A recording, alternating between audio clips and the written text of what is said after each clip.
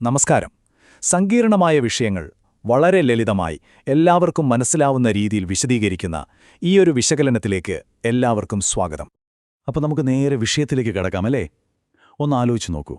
ഒരു ജനാധിപത്യ രാജ്യത്ത് ജീവിക്കുന്ന നമുക്ക് സ്വാതന്ത്ര്യമെന്ന് പറഞ്ഞാൽ ശരിക്കും എന്താണ് അർത്ഥം? ഇത് നമ്മുടെയൊക്കെ ജീവിതത്തെ നേരിട്ട് ബാധിക്കുന്നൊരു ചോദ്യമാണ്, അല്ലേ? ഈ ചോദ്യത്തിനുള്ള ഉത്തരം നമ്മൾ അധികം ദൂരെയൊന്നും അന്വേഷിക്കേണ്ട. അത് നമ്മുടെ സ്വന്തം ഭരണഘടനയിൽ തന്നെയുണ്ട്.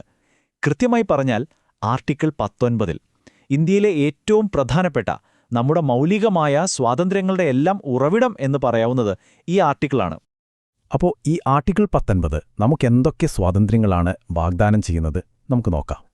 ഈ ആർട്ടിക്കിൾ 19(1) അനുസരിച്ച് നമുക്ക് 6 അടിസ്ഥാനപരമായ സ്വാതന്ത്ര്യങ്ങളാണ് ഉറപ്പു നൽകുന്നത്.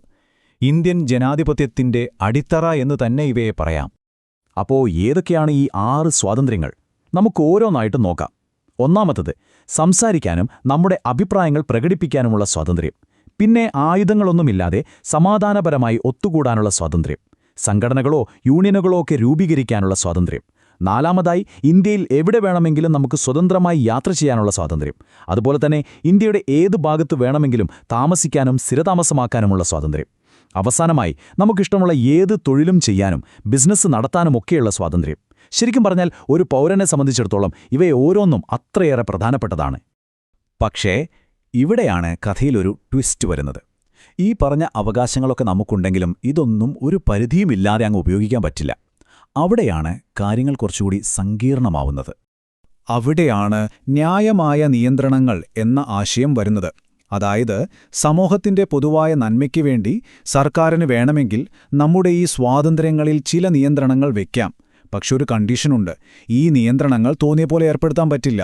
അത് യുക്തിസഹമായിരിക്കണം, ന്യായീകരിക്കാൻ പറ്റുന്നതായിരിക്കണം. പിന്നെ എന്ത് ലക്ഷ്യത്തിനു വേണ്ടിയാണോ അത് കൊണ്ടുവന്നത് അതുമായൊരു ബന്ധവും വേണം. ഇതൊരുതരം ബാലൻസിംഗ് ആക്ട് പോലെയാണ്. ഒരു വശത്ത് നിങ്ങളുടെ സ്വാതന്ത്ര്യം, മറുവശത്ത് സമൂഹത്തിന്റെ താൽപ്പര്യം.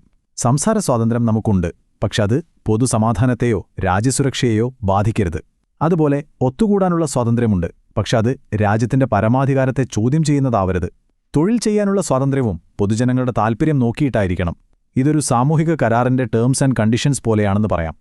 അപ്പോ ഈ പറഞ്ഞ അവകാശങ്ങളും നിയന്ത്രണങ്ങളും തമ്മിലൊരു ഏറ്റുമുട്ടൽ വരുമ്പോൾ യഥാർത്ഥത്തിൽ എന്ത് സംഭവിക്കും?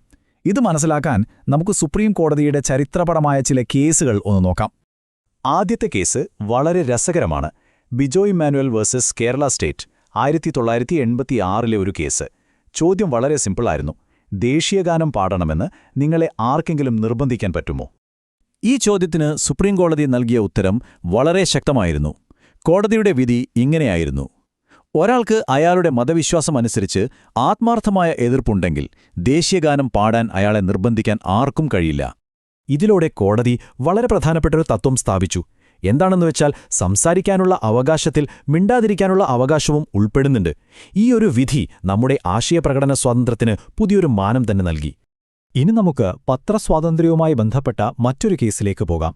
1950 Romesh Thapar versus state of Madras case.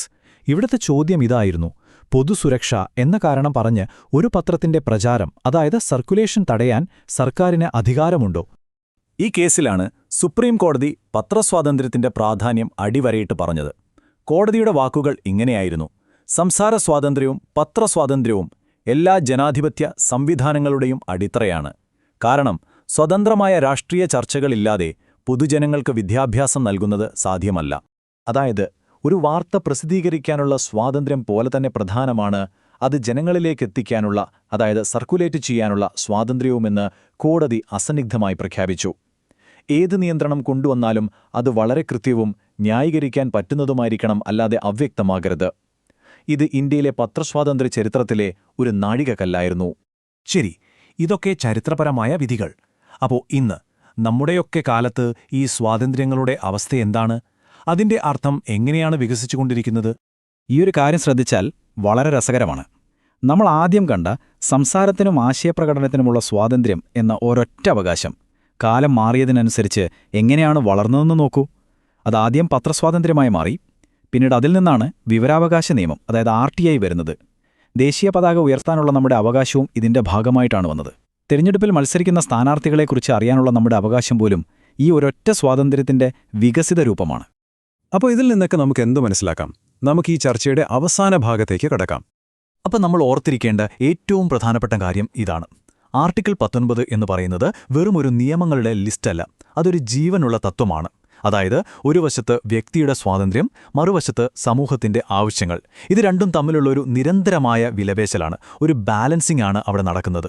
അതുകൊണ്ട് തന്നെ ഈ സ്വാതന്ത്ര്യങ്ങളുടെ അർത്ഥവും അതിരുകളും എപ്പോഴും ചർച്ച ചെയ്യപ്പെട്ടുകൊണ്ടേയിരിക്കും. അപ്പോൾ ഈ ചർച്ച അവസാനിപ്പിക്കുന്നതിന് മുമ്പ് ഞാൻ നിങ്ങളോടൊരു ചോദ്യം ചോദിക്കുകയാണ്. നമ്മളിന്ന് ജീവിക്കുന്നത് സോഷ്യൽ മീഡിയയുടെയും വ്യാജ വാർത്തകളുടെയും AI-യുടെയും ഒക്കെ ഒരു കാലഘട്ടത്തിലാണ്, ശരിയല്ലേ? ഈ ഒരു സാഹചര്യത്തിൽ നമ്മൾ ഇത്രയും നേരം സംസാരിച്ച ഈ സ്വാതന്ത്ര്യങ്ങളുടെ അതിരുകൾ നമ്മളിനി എങ്ങനെയാണ് നിർവചിക്കാൻ പോകുന്നത്? ഇത് നമ്മളെല്ലാവരും ഒരുമിച്ച് ചിന്തിക്കേണ്ട ഒരു കാര്യമാണ്.